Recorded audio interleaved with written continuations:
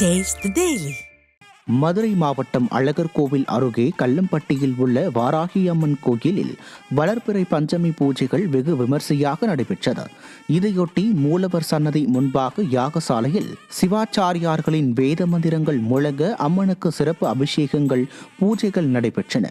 இதனைத் தொடர்ந்து சிறப்பு அலங்காரத்தில் காட்சியளித்த வாராகி அம்மனை பக்தர்கள் வழிபட்டனர்.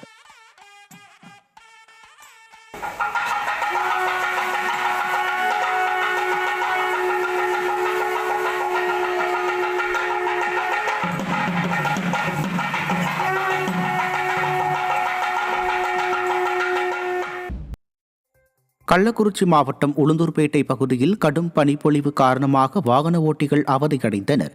சென்னை, திருச்சி, உளுந்தூர்பேட்டை, சேலம் 4 வழி சாலைகளில் அதிக அளவில் பனிப்பொழிவு காணப்பட்டது. மேலும் 4 வழி சாலைகளில் முன்னால் செல்லும் வாகனங்கள் தெரியாத அளவுக்கு பனிப்பொழிவு இருந்து வருவதால் வாகன ஓட்டிகள் முகப்பு விளக்கு எரியவிட்டபடி சென்றனர். திண்டுக்கல் மாவட்டம் கொடைக்கானல் கோக்கர்ஸ் வாக் பகுதியில் கடல் அலை போல காணப்பட்ட வெண்பஞ்சு மேகமூட்டங்கள் காண்போரை வெகுவாக கவர்ந்தது.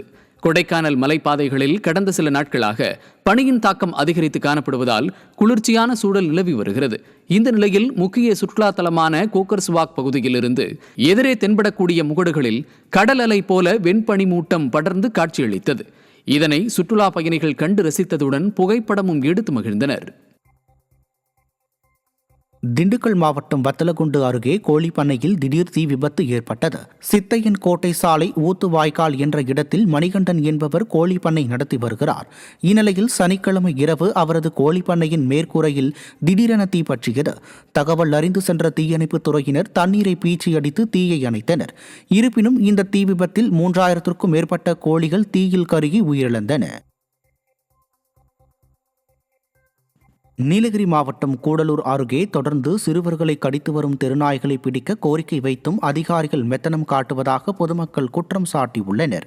ஓவேலி பேரூராட்சிக்கு உட்பட்ட காந்திநகர் பகுதியில் கடந்த 4 நாட்களில் 5 சிறுவர்களை தெருநாய்கள் கடித்துள்ளது. இதனால் படுகாயமடைந்த சிறுவர்கள் அரசு மருத்துவமனையில் சிகிச்சை பெற்று வருகின்றனர். இதுகுறித்து பலமுறை கோரிக்கை வைத்தும் விடியா திமுக அரசின் பேரூராட்சி நிர்வாகம் எந்த நடவடிக்கையும் எடுப்பதற்கு முன்வரவில்லை என அப்பகுதி மக்கள் புலம்பி வருகின்றனர். கிருஷ்ணகிரி மாவட்டம் ஊத்தங்கரை அருகே ஆட்டு கொட்டகைக்குள் புகுந்த மர்ம விலங்கு கடித்த 11 ஆடுகள் பலியான சம்பவம் அப்பகுதியில் பெரும் பரபரப்பை ஏற்படுத்தியுள்ளது.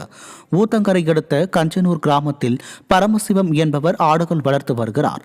இந்நிலையில் கொட்டகையில் இருந்து ஆடுகள் கத்தும் சத்தம் கேட்டதை கேட்டு பரமசிவத்தின் மனைவி வந்து பார்த்தபோது ஆடுகள் கடுமையாக காயமடைந்து 11 ஆடுகள் பலியாகி கிடந்ததை கண்டு அதிர்ச்சியடைந்துள்ளார். காயங்களை பார்த்து சந்தேகம் அடைந்த ஆடுகளின் உரிமையாளர்கள் அளித்த புகாரின் பேரில் போலீசார், வனத்துறையினர் மற்றும் கால்நடை மருத்துவர்கள் சம்பவ இடத்திற்கு சென்று ஆய்வு மேற்கொண்டு வருகின்றனர்.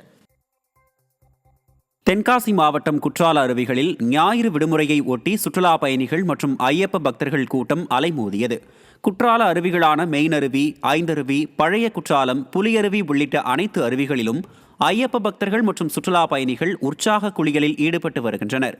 அருவி பகுதியில் கூட்டம் அதிகமாக உள்ளதால் காவல்துறையினர் தீவிர கண்காணிப்பு பணியில் ஈடுபட வேண்டும் என கோரிக்கை எழுந்துள்ளது. திருவள்ளூர் மாவட்டம் கும்மிடிப்பூண்டி அருகே நடைபெற்ற அரசு நிகழ்ச்சியில் அமைச்சர் நாசர் தூங்கி வழிந்த சம்பவம் நகைப்பை ஏற்படுத்தியது.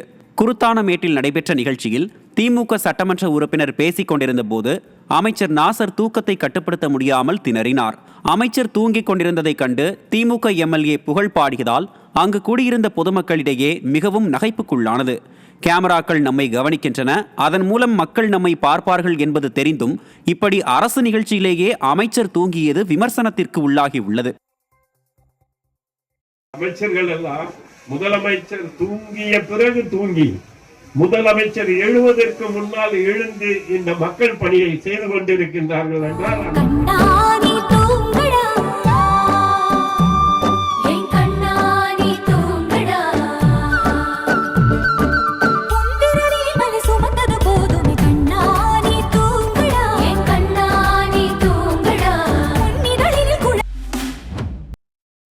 கன்னியாகுமரி மாவட்டம் நாகர்கோவிலில் நடைபெற்ற அறிஞர் அண்ணா பிறந்தநாள் மினி மாரத்தான் போட்டி வெகுநேரம் கழித்து ஆரம்பமானது விமர்சனத்துக்குள்ளாகி உள்ளது. இளைஞர்களின் உடல் மற்றும் மனநலத்தை ஆரோக்கியப்படுத்தும் வகையில் ஆண்டுதோறும் நடைபெறும் இந்த போட்டியில் இந்த ஆண்டு மிக குறைந்த அளவிலேயே வீரர் வீராங்கனைகள் பங்கேற்றனர். இதனால் வெகுநேரம் கழித்து போட்டி துவங்கியது. ஸ்டாலின் அரசு அண்ணா பிறந்தநாள் மினி மாரத்தான் போட்டி குறித்து முறையாகவும் சீரிய முறையிலும் அறிவிக்காததே இதற்கு முக்கிய காரணம் என நாகர்கோவில் பகுதி விளையாட்டு வீரர்கள் குற்றம் சாட்டுகின்றனர்.